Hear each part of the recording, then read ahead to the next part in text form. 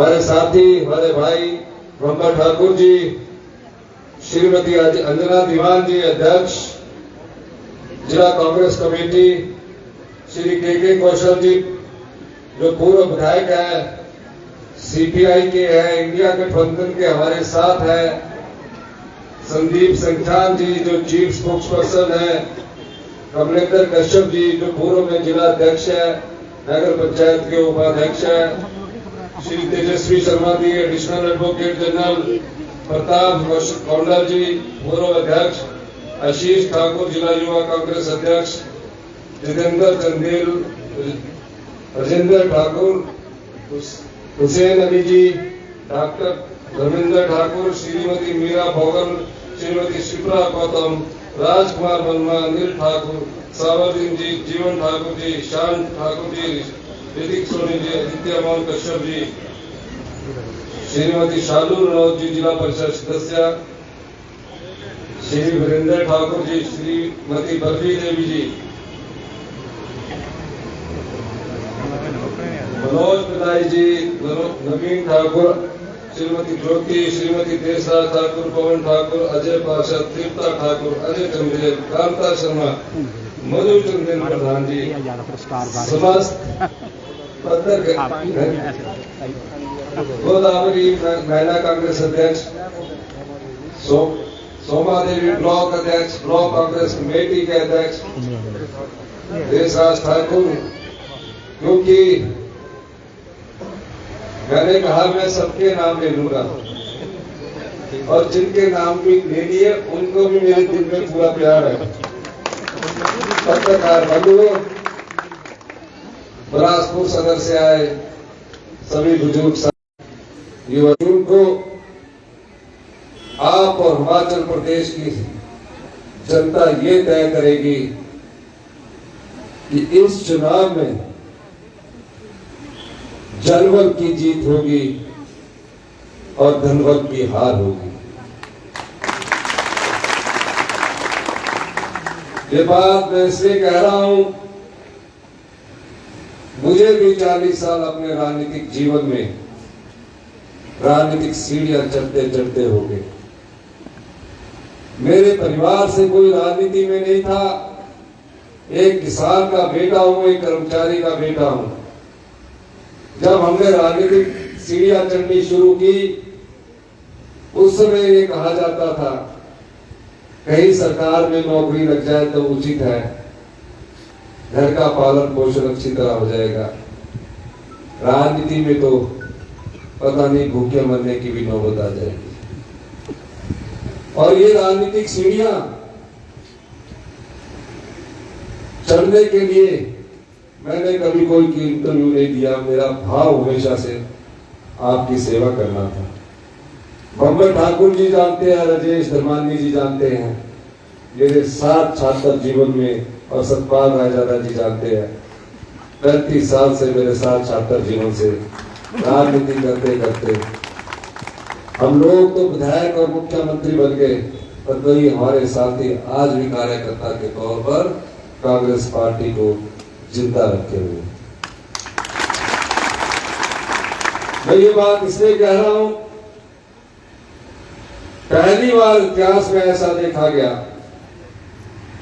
जहां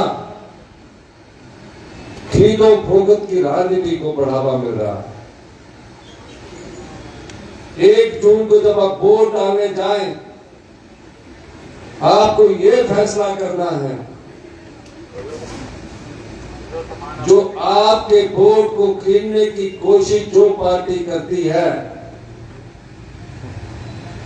उस पार्टी को जो पैसे और सत्ता के लिए नोटों का इस्तेमाल करती है, ऐसी पार्टी को सबक सिखाने का वक्त 1 जून को। आप ये तय करेंगे कि 70 साल की आजादी में अगर हिंदुस्तान की जनता और हिमाचल की जनता को कोई सबसे बड़ा अधिकार मिला है, हजारों साल की गुलामी के बाद स्वतंत्र भारत में अगर सबसे बड़ा अधिकार कोई मिला है, तो वो वोट का अधिकार आपको मिला है। ये वोट की ताकत ही है कि 40 डिग्री टेम्परेचर में भी प्रदेश के मुख्यमंत्री, विधायक, मंत्री आपकी ताकत के सामने आपके पास अपना हक मांगने के लिए आ रहे हैं। अगर ये वोट की ताकत ही बिक जाएगी तो ना कोई आपके वोट को पूछेगा और ये लोकतंत्र जिंदा रहेगा। 15 महीने पहले हिमाचल की जनता के आशीर्वाद से हमारी सरकार बनी। 40 विधायक चुनकर आए थे। कभी मैं कल्पना भी नहीं कर सकता था कि जब हिमाचल का इतिहास लिखा जाएगा हमें यह कहना पड़ेगा कि 6 कांग्रेस के विधायक भारतीय जनता पार्टी की राजनीतिक मंडी में बिके।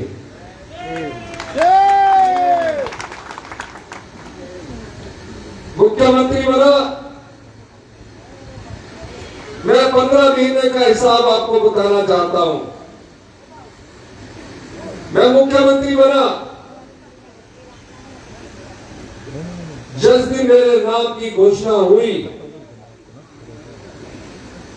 एक दिन का समय था, 24 घंटे के अंदर मुझे शपथ लेनी थी।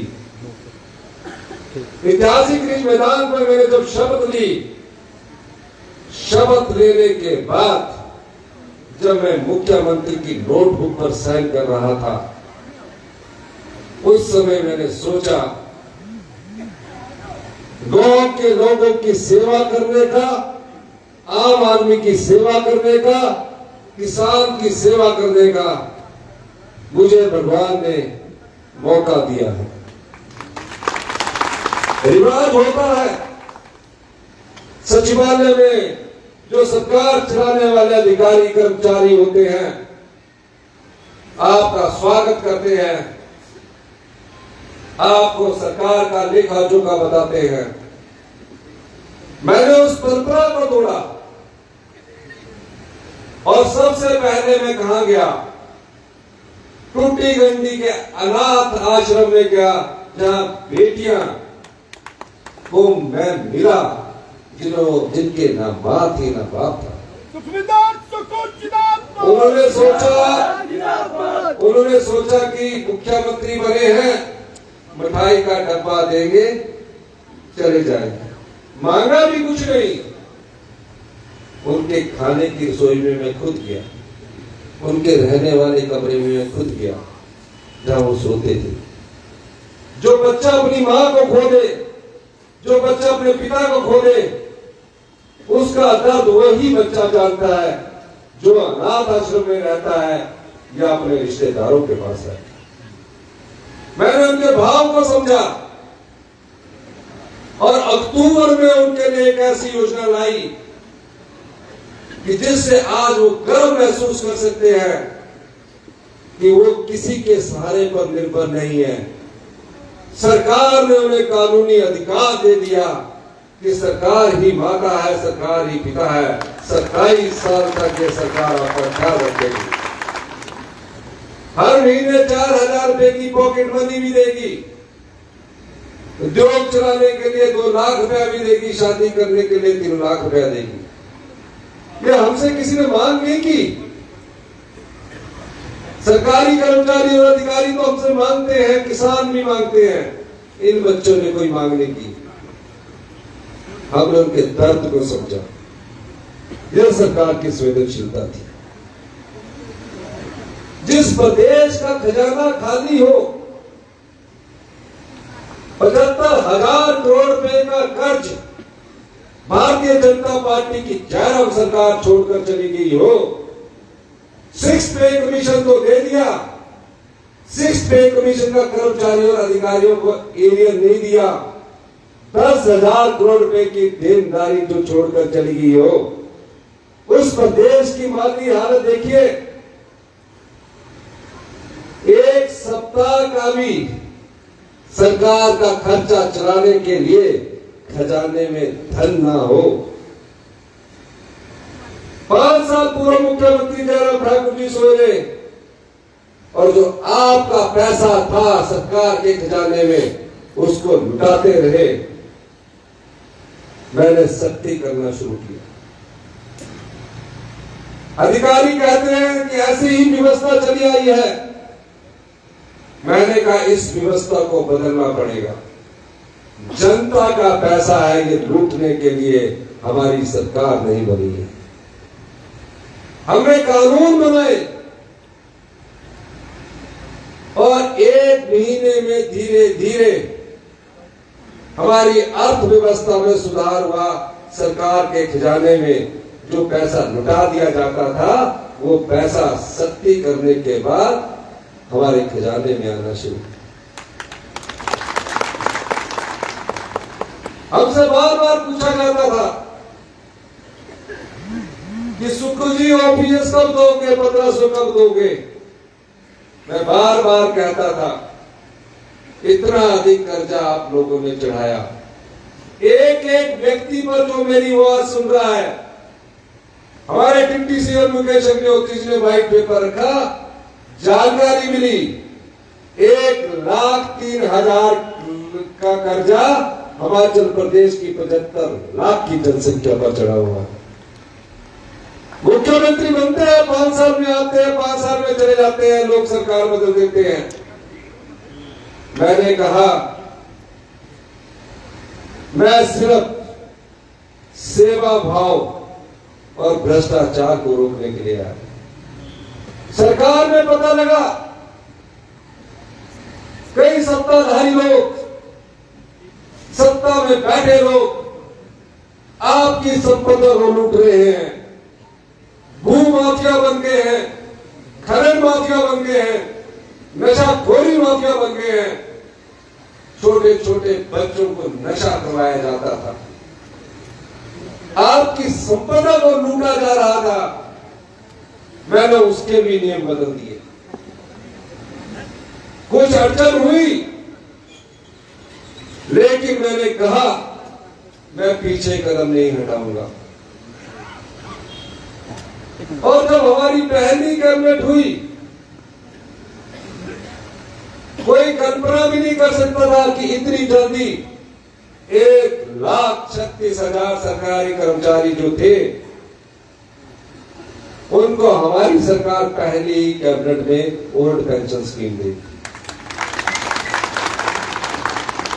अधिकारी कहते थे कि 2027 में चुनाव आएगा, 2026 में आपने घोषणा करनी है।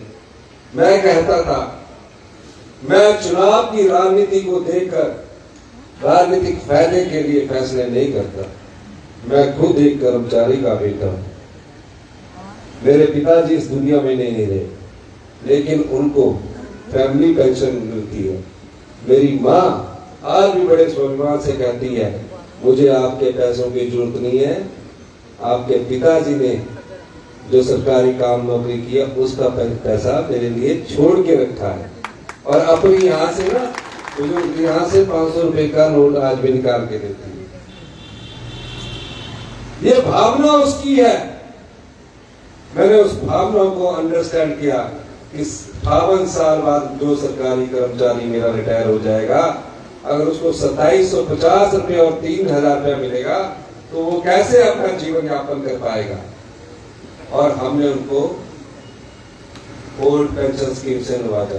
अभी मैं ग्वारवी में था, एक आदमी बोर्ड लेकर आया, कहा 5260 रुपए मुझे मिलते थे, आपकी ओल्ड पेंशन स्कीम से मुझे 50,000 रुपया मिलना शुरू हो गया।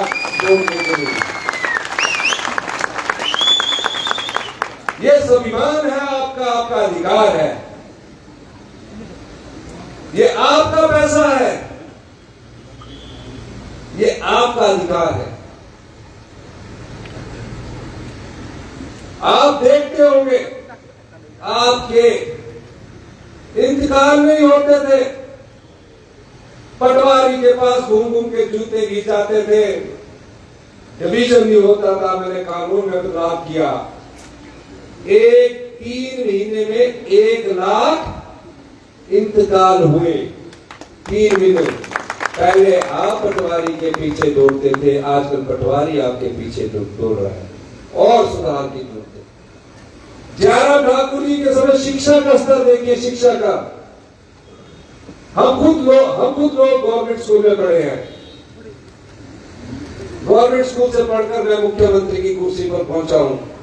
8वीं तक तो हमको टाट ही मिलता था, 9वीं में मिलते थे बेंच, टाट में बैठना पड़ता था। ये उस समय की बात कर रहा हूं मैंने कहा कि सभी स्कूल के बच्चों को नर्सरी से लेकर बेंच उपलब्ध करवा दिए जाएंगे। बेंच उपलब्ध करवाना उद्देश्य नहीं था। शिक्षा की समीक्षा बैठक मैंने ली, पता चला गुणात्मक शिक्षा में हिमाचल प्रदेश 18वें स्थान पर है। 5वीं का गवर्नमेंट स्कूल का बच्चा दूसरी कक्षा की किताब नहीं पढ़ सकता। हमने उसमें भी परिवर्तन किया। हमने पूरे विधानसभा क्षेत्र में Rajiv Gandhi day boarding school खोलने का निर्णय लिया। उसके लिए 300 करोड़ रुपए का बजट का प्रावधान किया। 50 बीघे में ये स्कूल बनेंगे। बच्चे दिन के समय स्कूल में रहेंगे, शाम को अपने माता पिता के पास जाकर रहेंगे। अलग से इसका कैडर नया अभी स्कूलों के काम शुरू हो गए। हमने देखा गवर्नमेंट स्कूल का बच्चा थोड़ा इंग्लिश बोलने में हिचकिचाहट महसूस करता है। इस सत्तर से हमने कहा सभी बच्चे जो पहली क्लास में हैं इंग्लिश मीडियम में पढ़ेंगे, उनके लिए हमने टीचर की व्यवस्था की।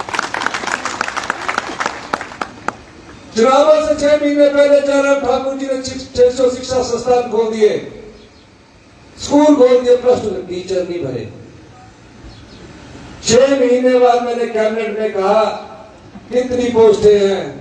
1 महीने बाद पता लगा हमने 6500 TGT, lecturer, JBT, Shastri, DP सबकी पोस्टें सैंक्शन कर दी और उसमें से 250 लोगों को बैच वाइज नियुक्ति पत्र हम देने जा रहे हैं। कि पहले स्कूल में टीचर तो हो, दर्जा भी हम बढ़ाएंगे। पर जयराम ठाकुर जी 5 साल सोए।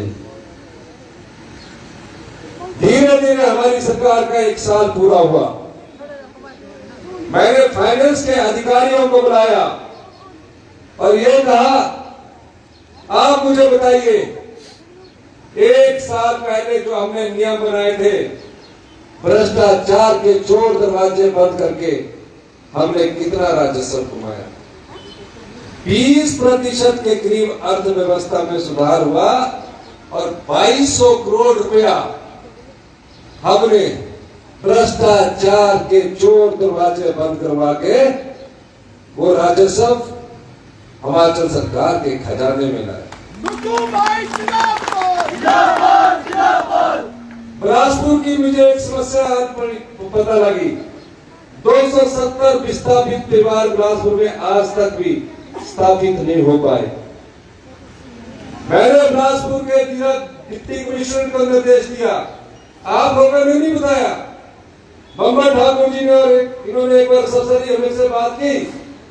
मैंने कहा जो विस्थापित हो जाता है उसके दिल पर क्या बीतती है, हम उनके लिए भी योजना लेकर आ रहे हैं। ये क्यों? क्योंकि जब एक आम परिवार का व्यक्ति मुख्यमंत्री बनता है वो आम लोगों की पीड़ा को भी जानता है, दर्द को भी जानता है, उसे बांटने का प्रयास हमेशा करता है। 2200 करोड़ का राजस्व कमाया। हमने कहा ये हम जनता में बांटेंगे। अधिकारी कहते हैं चुनावों से 1 साल पहले जनता में बांटना, लोग भूल जाते हैं। मैंने कहा मैं लोगों को याद करवाने के लिए नहीं आया हूं, मैं लोगों को जो उसका हक है वो दिलवाने के लिए आया। और देखिए क्या लाभ हुआ। 800 करोड़ रुपया हमने अपनी प्यारी बहना सुख सम्मान निधि की योजना के लिए रखी। 18 साल से अधिक की आयु की जो बेटी हो जाएगी, जिंदगी भर ताउम्र उसे हम हर महीने 1500 रुपया देंगे, साल का 18,000 रुपया देंगे।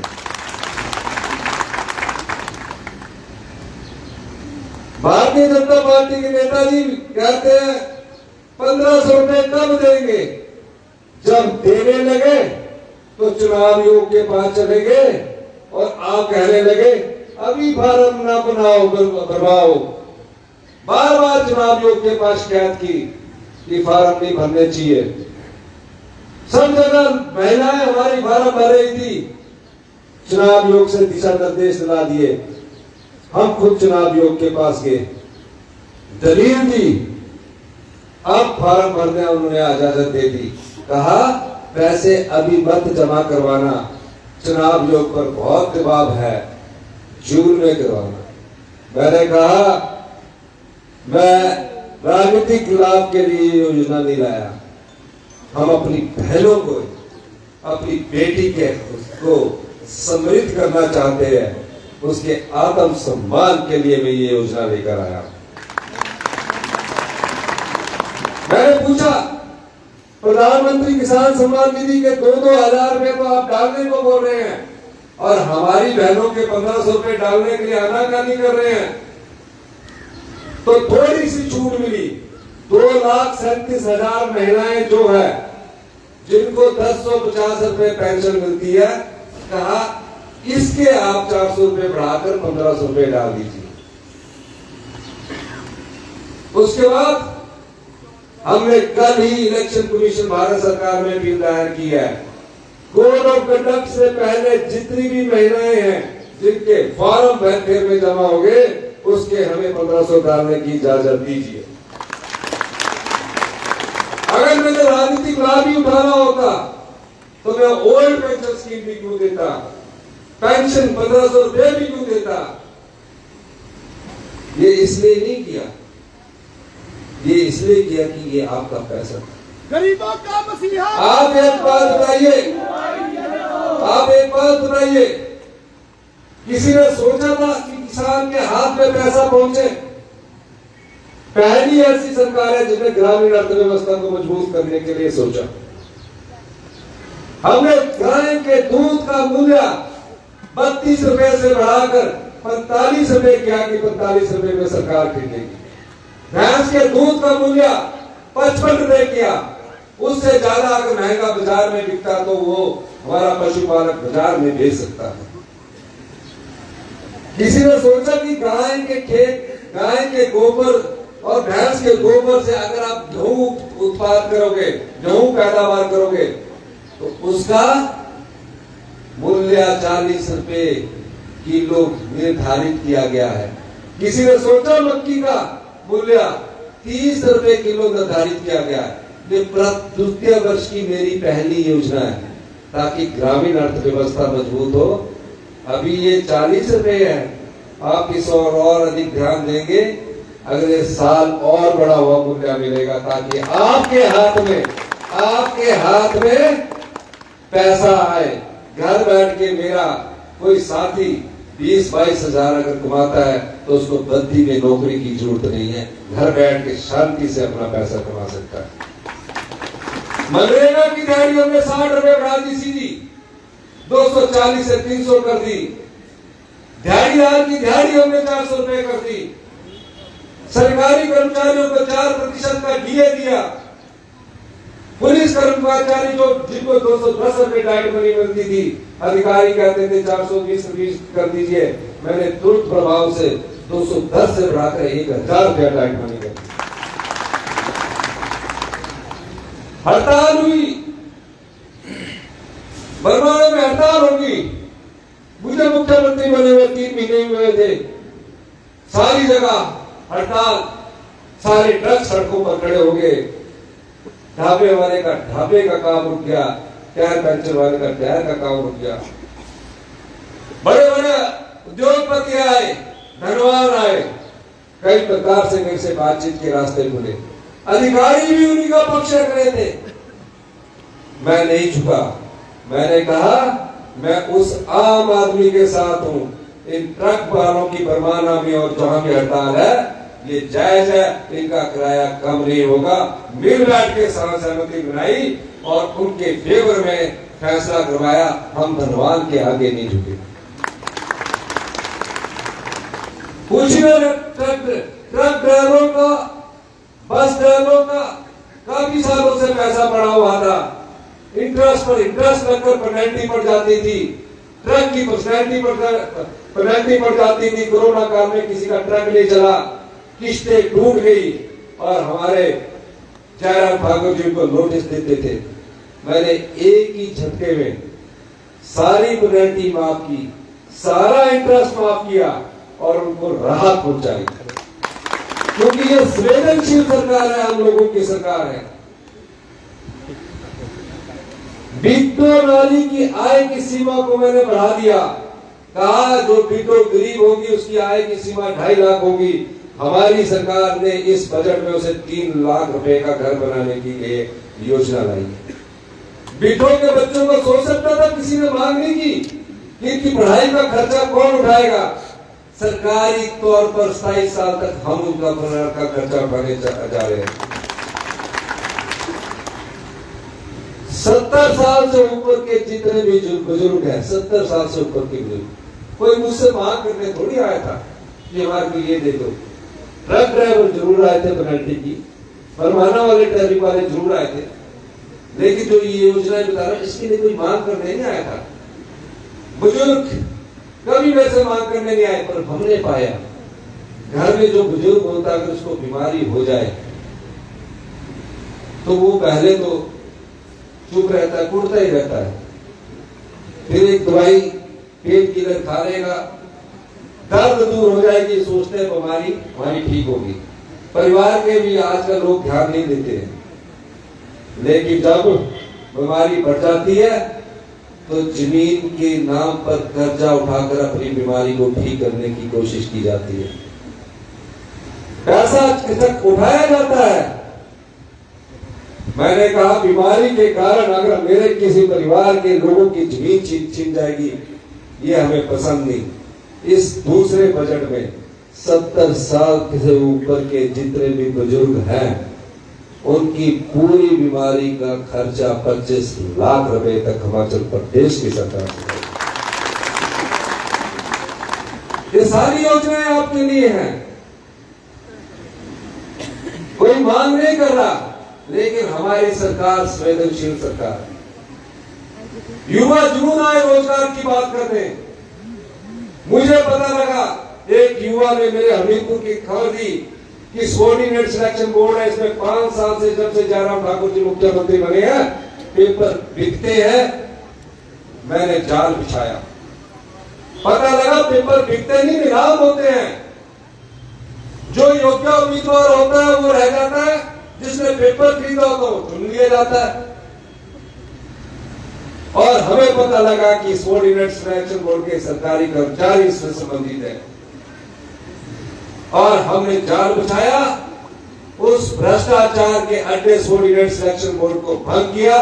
आज तक वो सरकारी कर्मचारी और अधिकारी जेल की सलाखों के पीछे है। अब नया चयन योग बना। जयराम ठाकुर जी के 1 साल में सिर्फ 20,000 नियुक्तियां हुई, जिसमें से सारी कोर्ट और सुप्रीम कोर्ट में गई, कभी समाधान नहीं ढूंढा।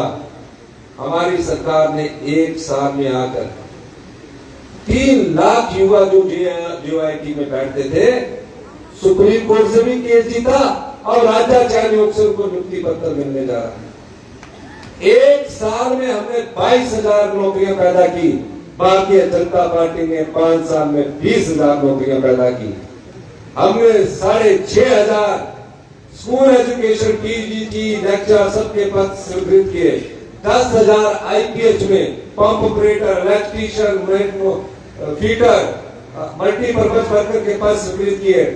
2,000 फॉरेस्ट में वन मित्र के पद स्वीकृत किए। 1231 फॉरेस्ट की स्पेशल कमांडो फोर्स के पद स्वीकृत किए, जिसमें 30% रिजर्वेशन महिलाओं के लिए है।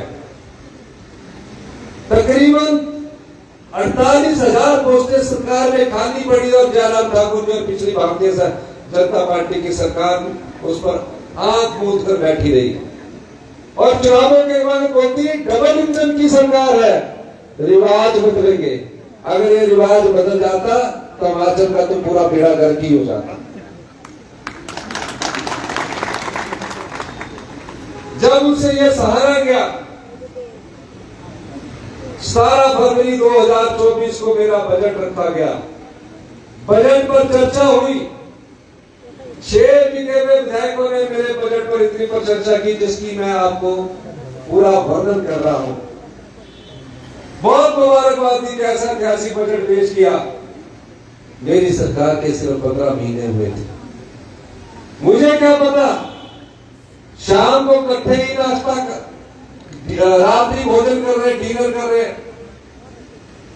सवेरे मेरे साथ मिलकर नाश्ता भी कर रहे हैं। नाश्ता करने के बाद फ्रेश जूस भी मंगाया। मैं बुलाओ जी फ्रेश जूस भी बुलाओ फटाफट। मैं खुश हो गया कि ठीक चलेंगे, राज्यसभा में बूटे डालेंगे ढंग से। अब हमारे को क्या पता, फ्रेश जूस पीने वाले फटाफट बूटे डाली। विधानसभा में वोट डलती है राज्यसभा की, और 100 की स्पीड में सीधे हरियाणा सरकार के होटल हॉलीडे इन में गए। मैंने पूछा उनसे, मेरे को सिक्योरिटी वालों ने बताया, हमारे टर्नी पुलिस ने बताया कि बड़ी स्पीड में 9 गाड़ियां गई है। डेस्टिनेशन एक जगह है डिवेंचर, वहां उनका लंच हुआ, फिर उसके बाद वो दोबारा रुकेगी। पता लगा कि वहां उनको वोट डालने के बाद दूसरी किस्त देनी है। वो दूसरी किस्त लेने के लिए चले गए, और उसके बाद अगले दिन आ गए। अगले दिन आए, हमने सोचा बजट में वोट डालेंगे, नहीं डालेंगे तो डिस्क्वालिफिकेशन हो जाएगी। वोट नहीं डाला, हाजिरी लगाई, बजट में अंदर बैठे नहीं, हेलीकॉप्टर से आए। एक हेलीकॉप्टर विधानसभा के ऊपर से फिर उड़ा, दूसरा फिर उड़ा। सीआरपीएफ के जवान आए, भारतीय जनता पार्टी के राष्ट्रीय ये प्रदेशाध्यक्ष बिंदल जी उनको लेकर आए, सीआरपीएफ के जवान, फिर उड़ गई। बोला सरकार जारी है। जयराम जी भी दूर दूर करके दर्जी को फोन किया, कोर्ट बैठ में सुना दो। कोर्ट बैठ सुना दो, अच्छी बात है, सुनाने में कोई हर्ज थोड़ी है। मैंने बिल्कुल दर्जी बोले, दर्जी के साथ एक और कि कोर्ट पैंट सुनाने को ऑर्डर दिए। मैंने सोचा क्यों दिए होंगे। 29 को सवेरे 7 बजे गवर्नर के पास पहुंच गए, पूरे महीने लेके कि सर आज सरकार गिर जाएगी। और जयराम जी विधानसभा में बोलते हैं इस सरकार को तो भगवान भी नहीं बचा सकता, वो भगवान से भी बड़े होंगे। हमने कहा टीवी में चल रहा, मुख्यमंत्री जी ने इस्तीफा दे दिया। विधायक में से आए कि आप बयान दीजिए। मैंने कहा कि मैं क्यों बयान दूं, हमें बजट पास करना है। बजट पास हुआ। बजट पास के बाद मैंने कहा कि मैं संघर्ष करके एक आम परिवार का लड़का जब मुख्यमंत्री की कुर्सी पर पहुंचता है, इतना जल्दी इस्तीफा नहीं देता, वो युद्ध की तरह लड़ता है। मैं इस लड़ाई को एक योद्धा की तरह लड़ूंगा। हमने लड़ाई लड़ी और सुबह स्पीकर साहब का फैसला हो गया कि 6 डिस्क्वालीफाई हो गए। 6 सुप्रीम कोर्ट गए, सर्वोच्च अदालत ने देश की बोला ये बिल्कुल सही फैसला है, ऐतिहासिक फैसला है, बजट में नहीं बैठे। फिर उससे ये पूछा जाना चाहिए इन 6 विधायकों से, हिमाचल की सीमा के अंदर 1 महीने तक क्यों नहीं आए। हमारी सरकार को गिराने का षड्यंत्र करते रहे, विधायकों को खरीदने की कोशिश करते रहे। मैं उन सभी विधायकों का धन्यवाद करता हूं जिन्होंने अपना ईमान नहीं बेचा, पार्टी के साथ और सरकार के साथ रहे। हम तुम्हारे साथ हैं। ये भी बड़ी विचित्र बात है। वो सब जाके नड्डा जी के वहां गए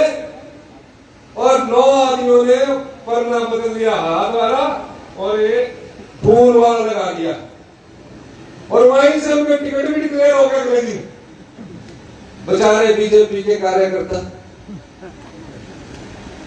नेता सब परेशान हो गए, बिके हुए लोग आकर चुनाव लड़ने के लिए।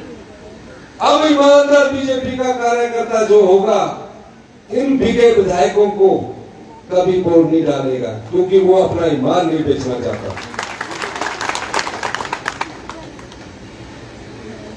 इसीलिए मैंने पहले अपनी शुरुआत में कहा कि 1 जून को जब आप वोट डालने जाएंगे, हमारी 15 महीने की सरकार का कार्यकाल देख लीजिए। हमारी सरकार को कोई खतरा नहीं है। हम 3.5 साल आपकी सेवा में आपके लिए और योजनाएं लेकर आएंगे। हमारी सरकार को जरा भी खतरा होता तो मैं जो 2 विधायक शिमला से लड़ रहे हैं ना, एमपी का कैंडिडेट और मंडी से लड़ रहे, उनको चुनाव न लड़ाता। हमारी सरकार के पास पूर्ण बहुमत है। पर अंकार देखिए इनका, 11 का अंकार देखिए। कह रहे 4 जून को 2 सरकारें बनेगी, एक दिल्ली में बनेगी, एक हिमाचल प्रदेश में बनेगी। मैथमेटिक्स में नंबर कम आते होंगे जयराम ठाकुर जी के। अब जब नंबर हमारे पास 34 विधायक अभी है, 25 उनके पास है। मान लीजिए अगर 6 भी जीत जाते हैं बिके हुए तो 31 में तो भी हमारे पास मेजोरिटी है। और आपको एक बात बताना चाहता हूं, ये 6 बिके हुए विधायक नहीं जीतने वाले, क्योंकि ये ना कांग्रेस के हो सके ना बीजेपी के हैं। ये मजबूरी में बिके हुए टिकट मिले हैं। ईमानदार बीजेपी का कार्यकर्ता को कभी नहीं वोट डालेगा। 4 जून को आपने देखना 6 विधायक बिके हुए, बुरा हाल होगा और चारों लोकसभा में भी इनका बुरा हाल होने जा रहा है।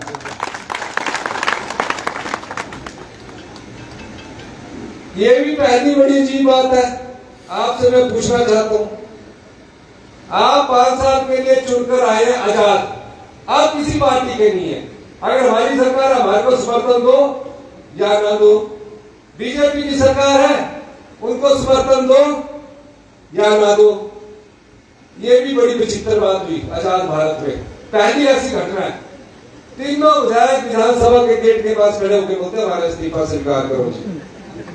धरने में बैठे, क्यों बैठे पूछा आपने? कोई गहरी जांच की इसकी, गहरा विचार कीजिए इस पर। फिर हाई कोर्ट में चले गए, हमारा इस्तीफा स्वीकार करो। गहरा विचार किया आपने? नहीं किया। क्या वो इस्तीफा देने के बाद दोबारा चुनाव नहीं लड़ेंगे? अगर नहीं लड़ेंगे तो मानते हैं कि आपने दुखी होकर अपने आप को बेच दिया, तब दोबारा चुनाव नहीं लड़ रहे।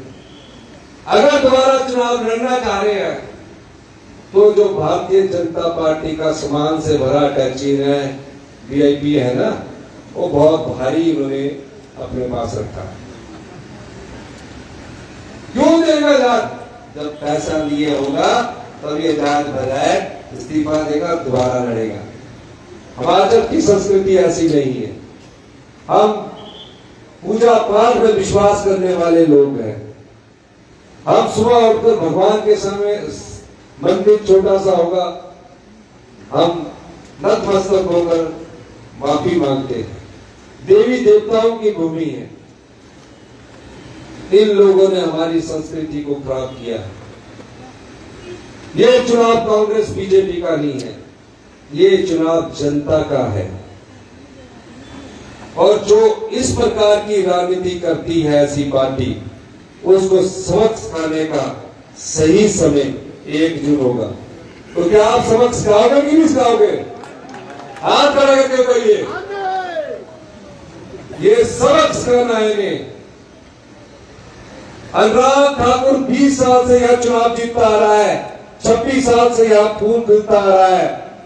मैं आज आपके साथ कहना चाहता हूं, एक ऐसा पूर्व सैनिक का बेटा जो आपकी तरह महिला आदमी है, आपकी सेवा में हमेशा तैयार रहेगा। तो क्या आप सतपाल राजा जी को वोट डालेंगे कि नहीं डालेंगे?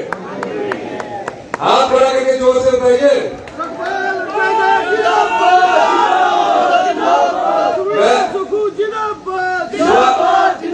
सवाल सतपाल राजा तक को वोट का उससे बढ़कर और अधिक है। इन्होंने एक राज्यसभा की सीट चुराई है।